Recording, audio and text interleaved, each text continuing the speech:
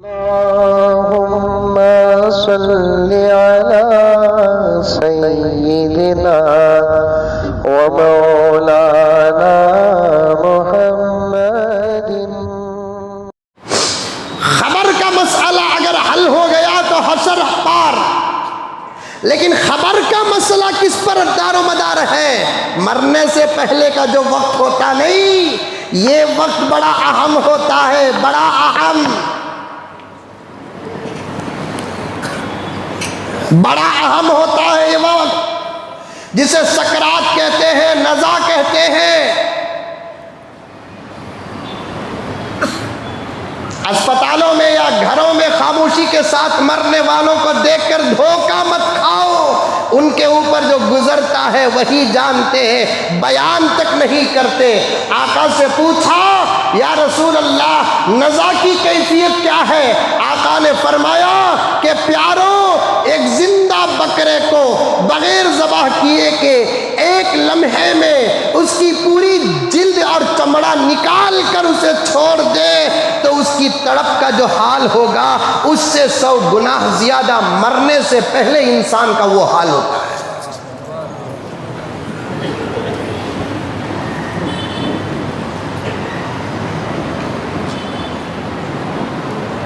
यहाँ का गुनाह, इस वक्त का गुनाह हो या इस वक्त की नेकी हो, सब अपनी जगह पर गुनाह माफ फरमाए, नेकियां कबूल करे, लेकिन एतबार मरने से पहले का होगा।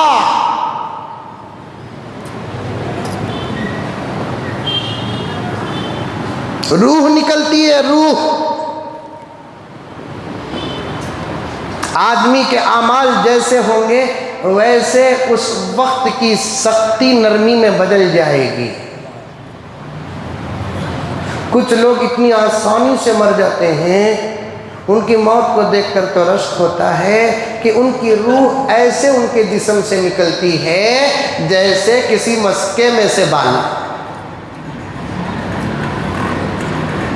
मस्का अपनी जगह पर रहता है, दूध अपनी जगह पर रहता है, बाल निकालो तो कोई तकलीफ नहीं, बिल्कुल इसी तरीके से रूह निकलती है तो कोई तकलीफ नहीं। मैंने ताकरातों में कभी किसी मौके पर अर्ज किया था, कभी किसी की रूह कैसे निकलती है। आका ने ये मिसाल भी दी, घने कांटेदार दरख्त में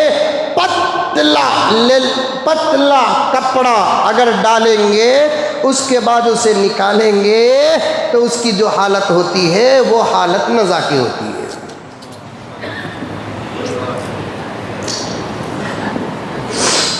मजलूम की बद्दुआ का हाल देखो। एक घर में एक साहब की वालदा को 3 महीने सकरात थी।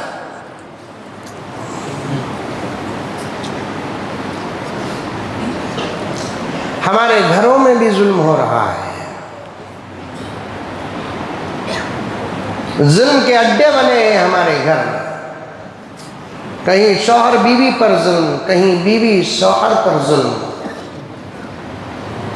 कहीं सास बहू पर जुल्म, कहीं बहू सास पर जुल्म, कहीं ससुराल दामाद पर जुल्म करता है, कहीं दामाद ससुराल पर जुल्म करता है।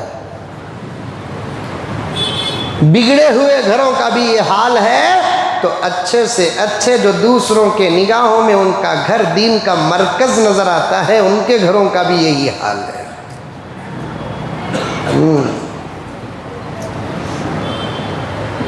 घरों को जन्नत का माहौल बनाओ, दर गुजर करो, अदब और तहजीब, शफकत और प्यार के गहवारे बनाओ अपने घरों को।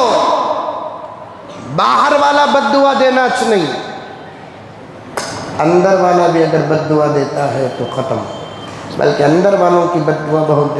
3 महीने एक अल्लाह की बंदी को सकरात पड़ी हुई है, थोड़ा बहुत दूध जाता है। मुझे व्हाट्सएप भेजे तो मैंने देखा, बस उतना।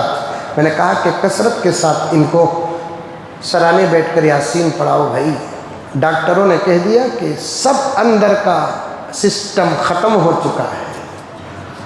यहाँ तक डॉक्टर ने कह दिया कि अगर आप कहो तो हम जहर भी दे सकते हैं, लेकिन पता नहीं कि क्यों नहीं मर रहे हैं। वेंटिलेटर से तक निकाल दिया गया। मेरे पास आया सो वापी आई, मेरे पास आया सो वापी आई। डॉक्टर अस्पताल से भेजते हुए कहा कि वेंटिलेटर से बाहर निकालने के बाद शायद ये घर तक भी नहीं पहुंचेंगे, मौत का लुक़मा बन जाएंगे। वेंटिलेटर से निकालने के बाद 3 महीने ये हालत रही।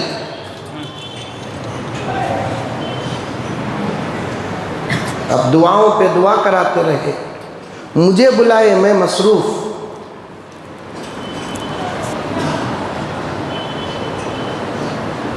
मैं पूछा क्या हालत है ज़रा बताओ भाई। फ़ोटो भेजे तो सिर्फ आंख बंद, हाथ पाँव साकित, खामोश पड़े हुए हैं, हरकत नहीं, कुछ नहीं। दूध डालते हैं तो हरहरा। और अल्हम्दुलिल्लाह हमने तो अपने असातिज़ा की जूतियाँ सीधी की हैं, कैफियत कुछ नज़र आ जाती है। मैंने कहा कि ये सकराती है भाई, बड़ी तकलीफ़ है तुम्हारी वालदा,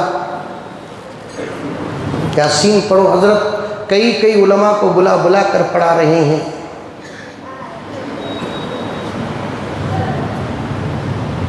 फिर 3-4 दिन के बाद फिर फ़ोन आया, हज़रत क्या बीत नहीं हो रही ना हज़रत, दे सकती हैं क्या?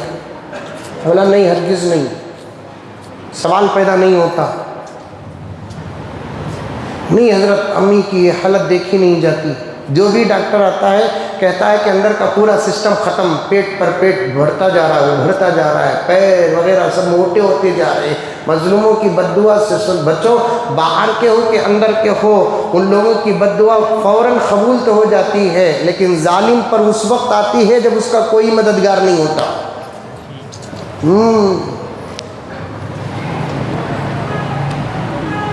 हमारा कोई कमाल नहीं, कोई बात अल्लाह ताला जहन में डालते हैं तो हम ज़ुबान खोलते हैं, वरना काम नहीं करता। बहुत देर के बाद 3-4 मरतबा फ़ोन आने के बाद मैंने पूछा कि भाई एक बात पूछता हूँ, आप मुझे जवाब सही सही देंगे। क्या बोलो हज़रत? तुम्हारे वालिदा घर में किसी को सताई नहीं क्या? अल्लाह की कसम खाकर कहता हूँ मैं, इस पर यकीन रखो। मैं ये मेरे 2 दोस्त बैठे हुए हैं, 2-4 दोस्त, इनको तो उनका पता तक दे सकता हूँ मैं।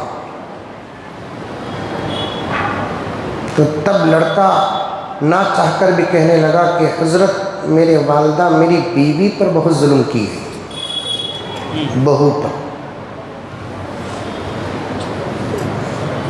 चलता ना, बहू बहू, 2 तरफा जुल्म है। यहाँ बात आ गई तो एक तरफा बता रहा हूँ। बहू पर बहुत जुल्म, मेरी बीवी पर बहुत जुल्म करते थे हज़रत, ताना देते थे हज़रत, मारते भी थे हज़रत, लेकिन बेचारी बहुत सब्र करती थी। मैंने दूसरे ही सेकंड कह दिया कि तुम्हारी बीवी के अगर पैर पकड़ सकते हैं तो पकड़ कर कहो कि तुम्हारी अम्मा को माफ़ करे। उन्हें माफ़ करने में जितनी ताख़ीर करेगी, इनकी मौत इतनी देर होगी।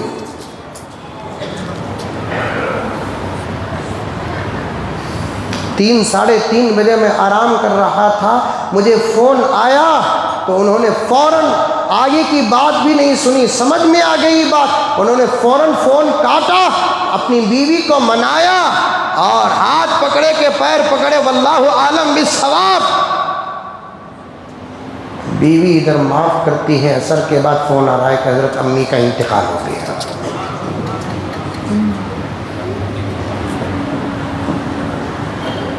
इत्तकी दावत अल मज़लूम, मजलूमों की बद्दुआओं से बचो। जालिम को ना दुनिया में छुटकारा है ना आखिरत में छुटकारा है।